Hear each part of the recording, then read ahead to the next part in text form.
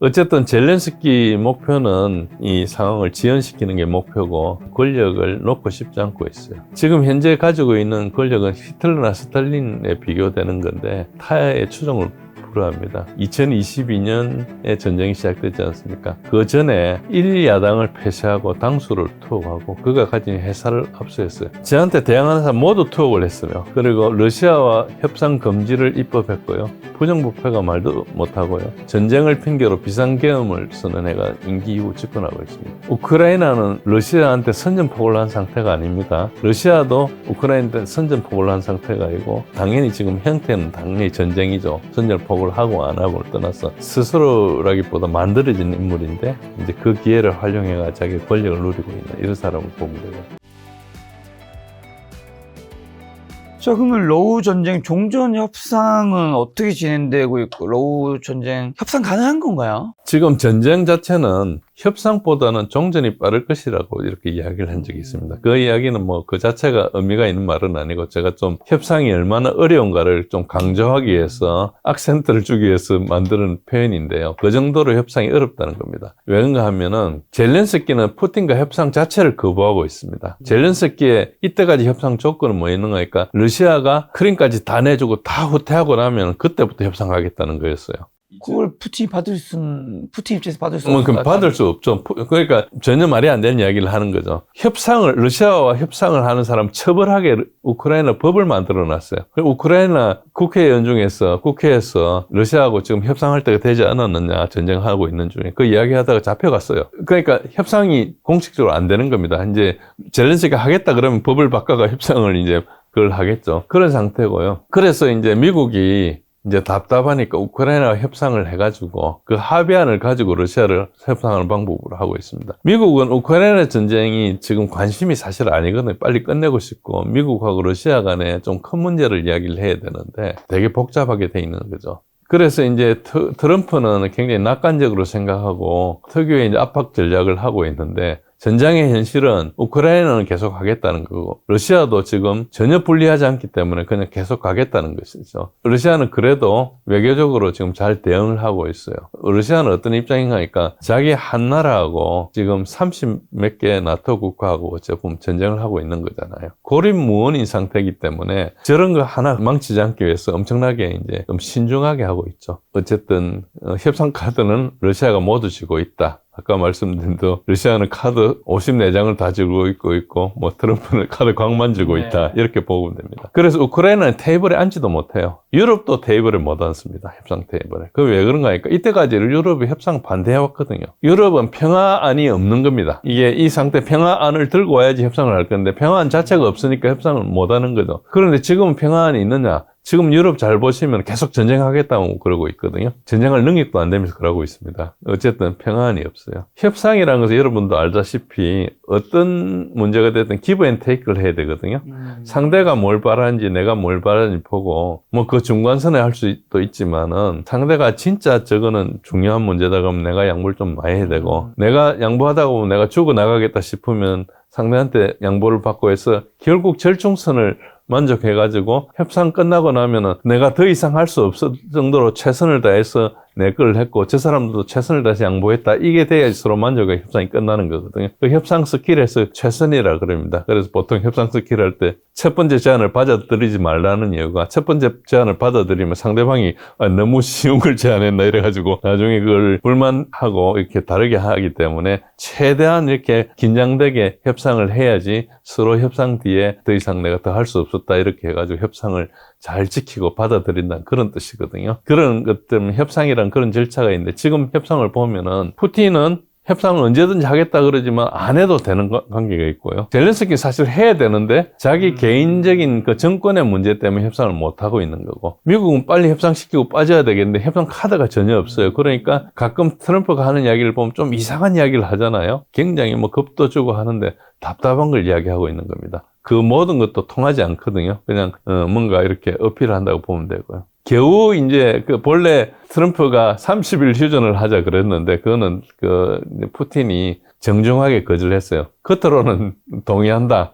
근데 디테일을 좀 논의하자. 그래가지고 디테일 논의해보니까 아무것도 안 되거든요. 그러니까 30일 없어지고 하나만 남은 거, 두 가지가 딱 있어. 하나는 에너지 인프라에 대해서 30일 휴전을 하고, 두 번째는 흑해에 우크라이나가 농산물을 이렇게 사용해야 되는데 그 배를 공격하지 말자. 그 왜 공격을 했는가? 그러니까 그 농산물 이용하는 배를 그 협정을 맺었어요. 배에 무기를 숨겨 들어오다가 러시아한테 맞은 거죠. 그 농산물 배를 왜 파견하느냐 그러는데 그 안에 무기 때리면 무기 폭발 같은 게 많이 일어나잖아요. 그러니까 당연히 알죠. 나토나 이런 애들이 그 무기를 그쪽으로 많이 선적하고 그랬거든요. 그래서 이제 그 협상이 과거에 있었다가 깨졌는데 이제 그걸 되살리는 거죠. 그 두 가지가 있었는데 첫 번째 푸틴은 트럼프랑 전화 통화하고 즉시 그때 에너지 인프라를 향해서 날아가고 있던 드론 두 발을 스스로 격추를 했어요. 하나는 방공망으로 격추를 하고 하나는 자기 전투기가 날아가서 격추를 했습니다. 그 이제 드론은 좀 늦게 나니까 격추가 쉽거든요.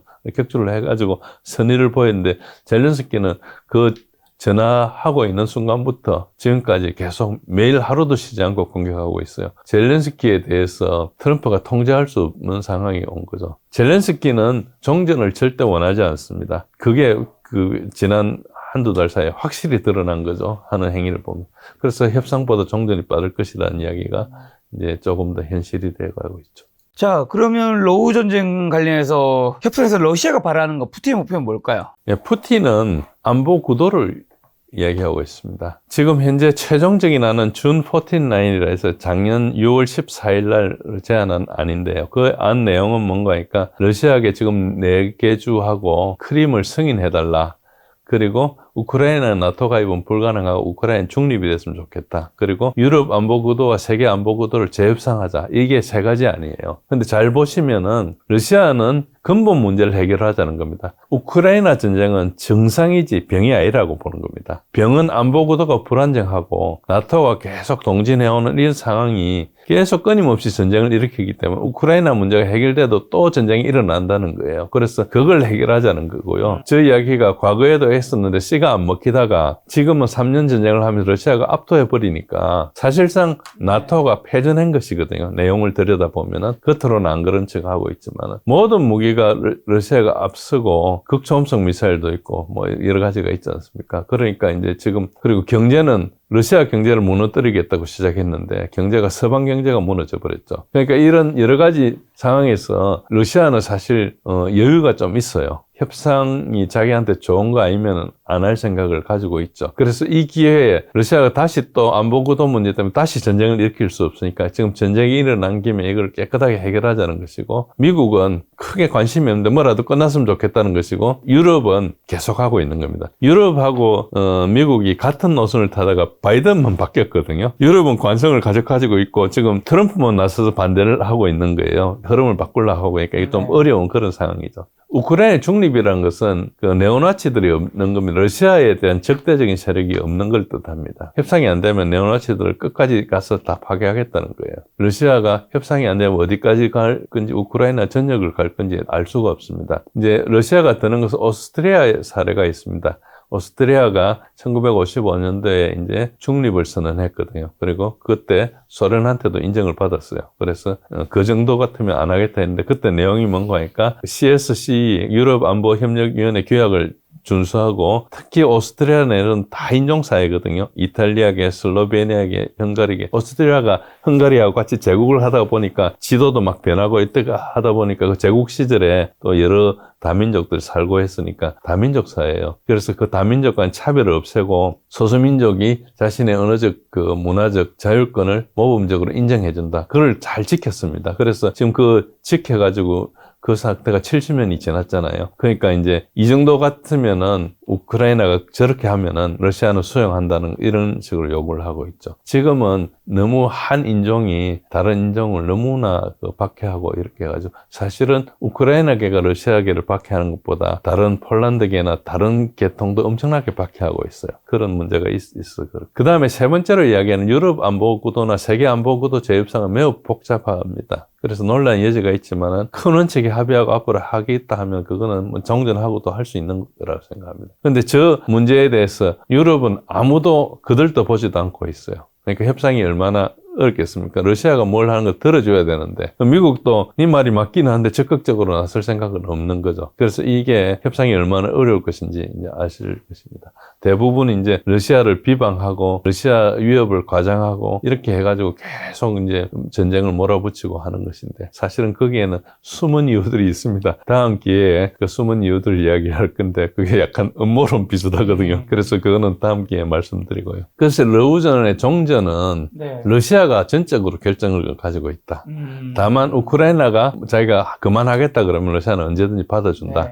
근데 러시아의 요구 조건은 우크라이나가 수용할 생각이 전혀 없습니다. 이때까지 하나도 말로라도 표현한 적이 없거든요. 그리고 젤렌스키 정권이 교체 전에는 그 러시아가 푸틴이 만나주지도 않을 겁니다. 그러니까 우크라이나하고 러시아 간의 관계는 마찬가지고 유럽과 러시아의 관계도 지금도 그 사람들이 뭐라 하니까 푸틴은 전쟁 범죄자인데 어떻게 내가 만나냐. 이게 유럽의 외교수장이 하고 있는 이야기예요. EU의 외교수장이. 외교라는 것은 도둑놈하고도 만나서 대화를 해야 되지 않습니까? 근데 뭐 그런 이야기를 하고 있죠. 그러니까 이게 좀 말이 안 되고 아까 말씀드린 대로 미국이 러시아를 통제할 수 있는 카드는 하나도 없습니다. 그러니까 엄청난 28,000 건에서 3만 몇천 건의 경제 제재를 했고 지금도 스위프트망을 포함해서 여러 가지 경제 제재가 있는데 러시아가 경제가 무너지지 않았거든요. 할 테면 해봐라 이런 것이고요. 그리고 이제 유럽과 우크라이나가 러시아의 제시 조건의 수락 여부에 달려 있는데 보시면은 지금 수락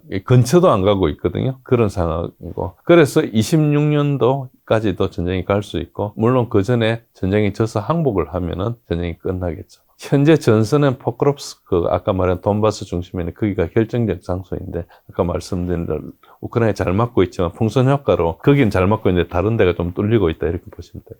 러시아는 전쟁을 서두르지 않고 있습니다. 왜 그런가 하니까 러시아가 2022년도에 전쟁을 시작할 때 나토하고 전쟁을 붙는다 생각하지 않고 전쟁을 했겠어요? 우크라이나 그냥 손만 보면 끝난다 이렇게 생각 안 했거든요. 러시아는 지금 본진을 아껴놓고 나토가 언제 전쟁을 준비해 올지 모르는데 대비하고 있습니다. 왜 그러니까 러시아라는 입장에서는 아무도 도와주지 않기 때문에 자기가 무너지면 끝이거든요. 그리고 전쟁을 하다가 좀 약해지면은 나토에서 보고 틈을 보고 쟤 지금 공격하면 되기 때문에 공격을 해버리면 망해버리잖아요. 그러니까 이제 러시아는 최후의 카드를 항상 남겨놓고 있다. 이렇게 보시면 됩니다. 그래서 전쟁을 서두르지도 않고 빨리 서두르면 어떤 일이 생기는 거니까 노출이 되니까 희생이 따를 거 아닙니까? 그럼 그만큼 전력이 공백이 생겨요. 그러면 이제 굉장히 감당하기 힘들죠. 그래서 협상도 서두르지 않고 전쟁도 서두르지 않고 계속 지속적으로 간다. 이렇게 보고 있고. 증거 중에 하나가 12년간 업무를 잘 수행했던 그 세르게이 쇼이구 국방부 장관을 작년 봄에 교체를 했습니다. 작년 여름이었군요. 여름에 교체를 해가 경제학자인 안드레이 벨루소프로 교체를 했습니다. 이 말은 뭔가 하니까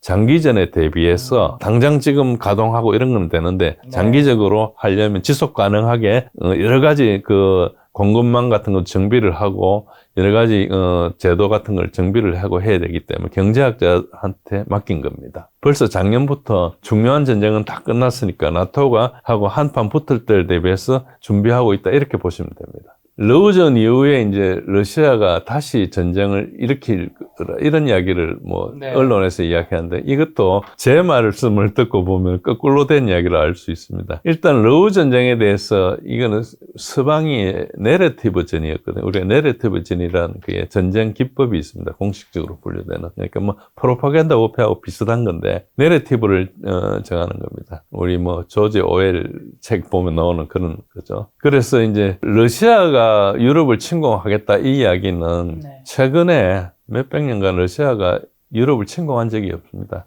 유럽이 러시아를 침략했어요. 여러분들이 보통 아시는 뭐 크게 두 가지 나폴레옹이 끌고 간 전쟁이 있지 않습니까? 모스크바를 끌고 간 전쟁. 그 전쟁에 프랑스 군이 러시아를 침공했다고 생각하시지만 그 오해입니다. 유럽 전체가 간 거예요. 프랑스가 유럽의 나라를 다 정복해가지고 그 나라 군인들을 다 데리고 가서 전쟁을 한 거예요. 그래서 실제로 그렇게 했고 히틀러가 러시아 침공할 때도요. 처음에 나치를 침공했지만 그 나치가 서유럽을 다 장악했지 않습니까? 스페인 빼고 스페인이 그때 내전에 있었거든요. 그래서 스페인 빼고 다 장악을 했어요. 프랑스 군대, 뭐 폴란드 군대 이런 군대 다 데리고 덴마크 군대, 뭐 스웨덴 군대 다 데리고 한 거예요. 루마니아 군대 이런 그 군대를 다 데리고 소련하고 전쟁을 한 거예요. 그때 당시에. 그러니까 실제로 러시아 사람들은 독일 사람들 나치만 보는 게 아니고 그때 유럽 사람들 전체가 와가 자기들한테 총을 겨누고 2,800만을 죽였거든요. 그러니까 나치 독일이 가진 군대는 몇백만 안 되고요. 나머지 군대가 그 유럽 전체가 생긴 겁니다. 그러니까 러시아 입장에서는 이제 유럽은 항상 우리를 공격했다 생각하는 거예요. 그래서 러시아의 모든 군사력은 그거에 대한 방어 전력으로 돼 있어요. 여러분 아시다시피 그 프랑스하고 영국하고 미국은 항공모함이 있지 않습니까? 영국하고 프랑스는 작은 나라인데도 항공모함이 있고요. 그 미국은 11척의 항공모함이 있어요. 항공모함 11척만 있는 게 아니고 그 안에 달려있는 여러 전력들이 뭐 구축함, 뭐 순양함, 뭐 잠수함 이런 거 다 끌고 가거든요. 그러니까 막 10여 척씩 되는 거예요. 그런 게 전 세계에 다니면서 그걸로 이제 외교를 하지 않습니까?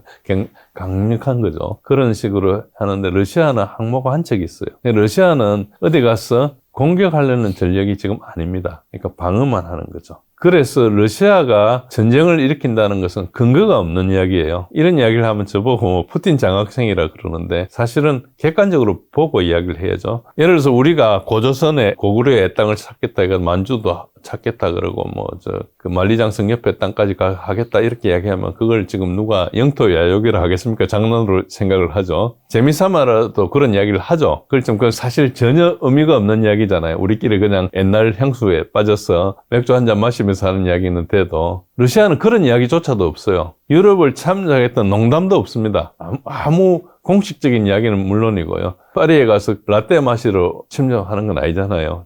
전쟁이라는 게. 그러니까 이 이야기 자체가 굉장히 근거 없는 이야기인데 언론에서 계속 이야기를 하면 그런가 보다 우리 생각을 하는 거예요. 이게 서방 언론의 모순이에요. 왜 모순이 되는가 하니까 서방 언론에서 이때까지 3년 동안 러시아군이 형편없다 그랬거든요. 형편없다 그러는데 그 형편없는 군대가 우크라이나도 못 있는데 또 유럽 침공한다 그래요. 그러니까 이 자체를 들어보면 이게 사실이 아니라 금방 알 수 있는데 우리가 그냥 무심코 들으니까 뭐 그런 이렇게 이야기를 하는데 이게 실제로 정책으로 가는 내러티브가 이런 엉터리 같은 겁니다. 그래서 분명하게 이 문제를 직시해 보면 이게 다 거짓말인 거 알 수 있는데 젤렌스키는 그때 트럼프하고 만나면서 좀 비아냥됐어요. 너는 바다가 있어서 좋을 거다. 그러나 나중에 바다 건너서 푸틴이 올지 모른다. 그런 이야기도 했죠. 사실은 말장난이죠. 자신들도 압니다. 러시아가 자기를 방어할 땐 되게 좋지만은 원정가 가지고 침략을 하려면은 형편없는 전력이 될 수 있어요. 군대를 나를 수 있는 수단이 별로 없거든. 항공모함 한 척으로 뭐 비행기 몇 대 나르겠어요. 많아봐야 한 5, 60척 하는 겁니다. 그거 가지고 뭘 하겠어요. 웬만한 군대한테 가서 깨지죠. 자기네들 잠수함도 가지고 있고 뭐 여러 가지 그 전함도 가지고 해군력도 막강하기는 하지만은 원정 군대는 아니거든요. 막 상륙함 이런 거 가지고 이렇게 갈 수 없는 거예요. 그러니까 침공이라는 것이 사실상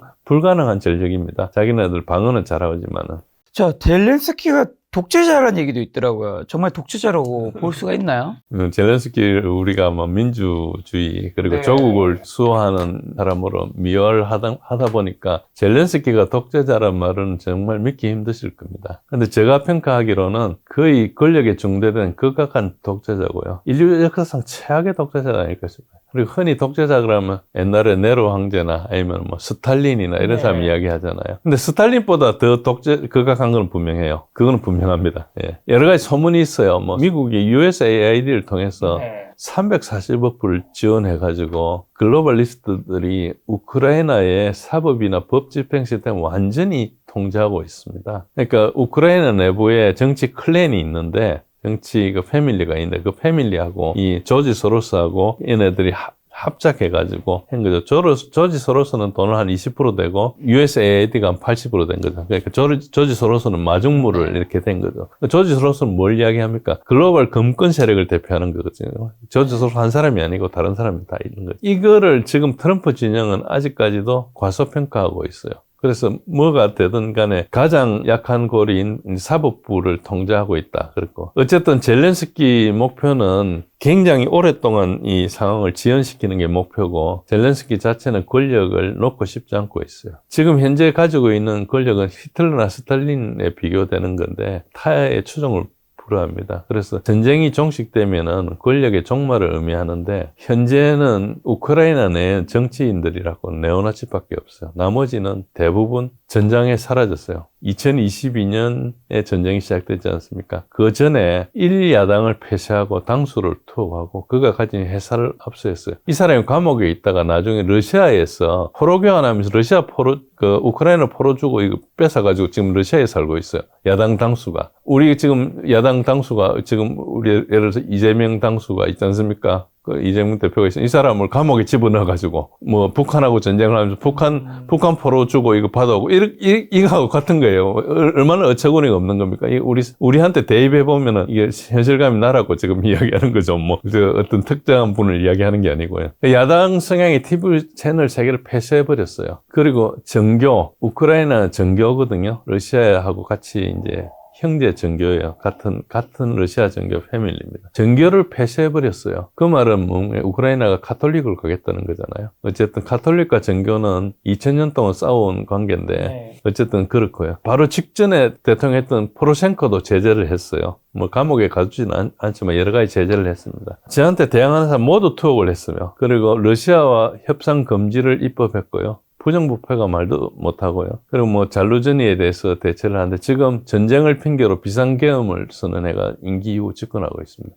잘 보시면은 우크라이나는 러시아한테 선전포고를 한 상태가 아닙니다. 러시아도 우크라이나한테 선전포고를 한 상태가 아니고, 그래서 아까 이야기한 대로 인종 문제를 해결하기 위해서 들어온 상태예요. 그러니까 전쟁이라는 것도 주관적일 수 있다. 물론 당연히 지금 형태는 당연히 전쟁이죠. 선전포고를 하고 안 하고를 떠나서 전쟁 때문에 선거를 안 한 나라가 얼마나인지 모르겠어요. 어제요. 그 젤렌스키 측근의 두빈스키라는 사람이, 이 사람 감옥에 갇혀 있어요. 네. 감옥에, 언론인 출신인데 정당의 국회의원이 됐다가 이제 감옥에 지금 갇혀 있는데, 이 사람이 한 인터뷰 내용이 나와가지고 그걸 제가 잠깐만 옮겨드리면 이렇습니다. 그 사람은 젤렌스키를 굉장히 잘 아는 사람이에요. 측근이었거든요. 젤렌스키가 우크라이나 전쟁을 자신들의 권력을 공고하기 위한 도구로 보았던 어떤 세계주의자들하고 자유주의 엘리트들의 단결된 노력의 산물이다, 이렇게 평가를 하고 있습니다. 스스로라기보다 만들어진 인물인데 이제 그 기회를 활용해가 자기 권력을 누리고 있는 이런 사람을 보면 되고요. 근데 트럼프는 지금 선거 승리를 했지 않습니까? 그러니까 전 세계 이 세계주의자들, 글로벌리스트들하고 자유주의자들,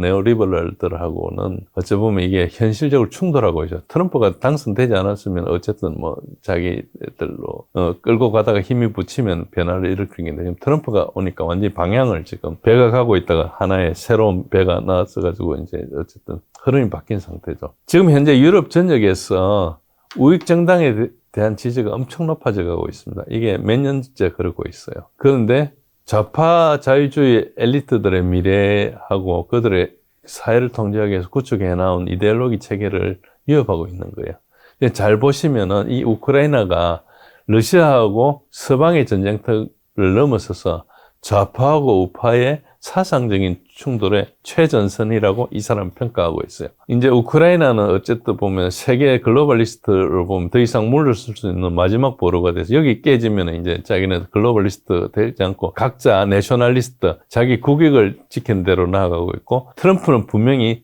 우리끼리 각자 자기 나라 국익을 해서 재선을 하자. 뭐 괜히 블락 만들어가지고 그런 이데올로기를 가지 말고 이런 이야기를 하고 있죠. 그래서 지금 잘 보시면 루마니아도 대선 1등 했던 사람을 사법부에서 드랍시켜버렸죠. 그래가지고 2차 투표를 안 했어요. 결선 투표를 못하게 했어요. 50% 넘어받을 사람들. 그리고 그 사람을 자기가 안 하니까 다른 사람이 나서서 이제 사람들이 밀어주니까 그 사람도 지금 또 선거에 못 나오게 하려고 하고 있어요. 헌법재판소에 판결 내리고 헬기 타고 다녀요. 밖에 나오면은 그 재판관들이 죽을까봐. 그 정도 상황인데도 재판관들이 뭔가 인질로 잡혔는지 뭔가 잡혔는지 모르지만 이제 그 판결 내리고 있습니다. 그리고 지금 독일도 마찬가지죠. 독일도 AFD가 상당히 선전을 했죠. 20% 이상 득표를 했는데 2등을 했거든요. 1등 했던 당이 연정해가지고 26%를 멀츠가 이렇게 연정했던 건데, 독일은 그래서 연정을 해가지고 50%를 이렇게 구성을 해야 되는 그런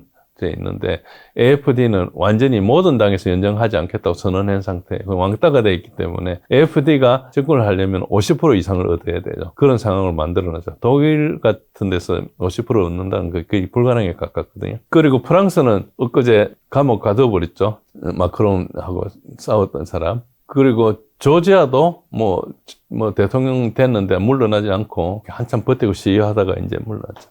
이게 이제 선거를 통해서 상권 분립에서 가장 취약한 고리가 연결고리가 사법부거든요. 사법부는 자체 조직이 미약하기 때문에 개별 판사들이 모든 것들을 판결 내리지 않습니까? 그래서 개별 판사들을 위협하거나 협박하거나 뇌물을 주면은 판결을 받아낼 수 있는, 그게 이제 소위 말해서 뭐 뉴욕 그 남부 부분 같은데 대표적으로 일어나는 거죠. 뭐 그 굉장히 뉴욕 남부 부분은 세계에서 가장 부패했다는 법원이거든요. 트럼프 집어넣는 거. 남부 법원 넣으면 판결이 그대로 나와요. 그러니까 뭐 그런 정도 가고 있고, 우리도 뭐 뭔지 모르는 판결 시비가 있잖아요. 누구한테 가면 어떤 판결이 나온다 이런 정도로 이제 사법부를 세계주의자들은 공략하고 있는 거죠. 우리가 그런지 안 그런지 제가 증거가 없어서 모르는데 경향은 비슷해요. 어쨌든 이 투쟁에서 우크라이나의 승리를 확보하려는 우크라이나 자체가 목표가 없어요. 뭘 하자 이런 거 없어요. 전쟁 연장만이 유일한 확실한 명시적인 목표. 못 끝내겠다 이거 빼놓고는 없습니다. 어쨌든 트럼프는 이 갈등에 얽매여 있고 지금 바이든 일으켰던 전쟁을 계속하도록 강요를 받고 있는 그런 입장에 있습니다.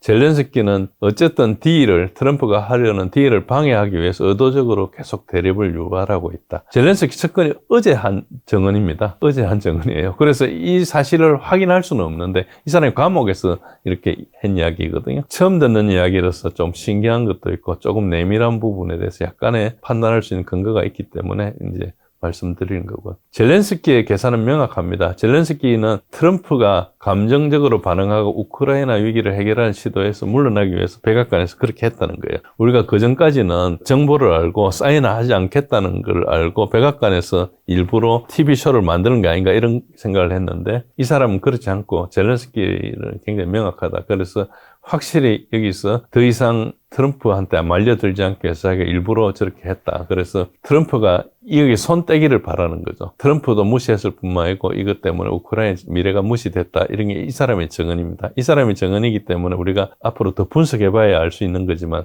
어제 나왔기 때문에 바로 어제 나왔습니다. 어제 지금 24시간도 안 된 거기 때문에 제가 소개를 해드린 겁니다.